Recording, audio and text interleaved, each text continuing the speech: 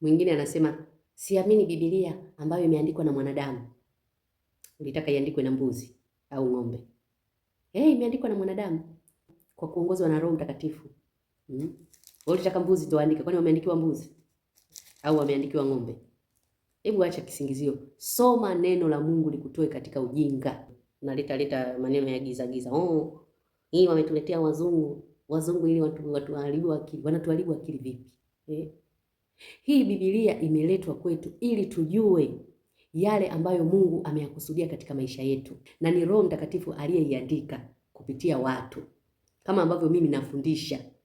Ni Roho Mtakatifu ambaye ananitumia mimi kama chombo.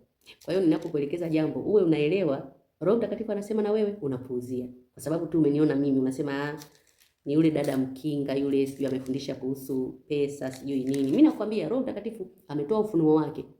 Sikiliza, fanyia kazi, alafu uone kama Mungu atakushangaza. Tusome neno jamani. Kwenye neno kuna siri nyingi. Ndio maana shetani hataki watu wasome Biblia, kwa sababu anajua hawa wakielewa hawa watanisumbua mimi kwenye kazi yangu ya uovu. Soma usiku, soma mchana. Soma, ukipata muda soma Biblia.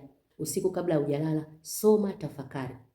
Na kabla hujaanza kusoma, mwambie Roho Mtakatifu, naomba unisaidie nielewe. Usisome kama unasoma kitabu cha hadithi za wana wa Israeli.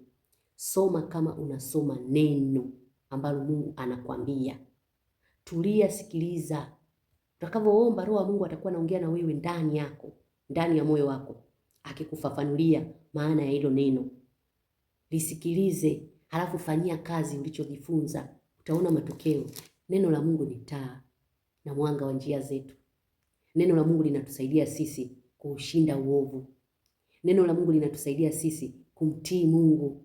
Ukisoma neno la Mungu utajua ni nini Mungu anataka tufanye, ni nini hataki. Yale mambo ambayo Mungu hayataki unaachana nayo. Fanya hivyo alafu uone kama Mungu atakuacha. Hawezi kukuacha.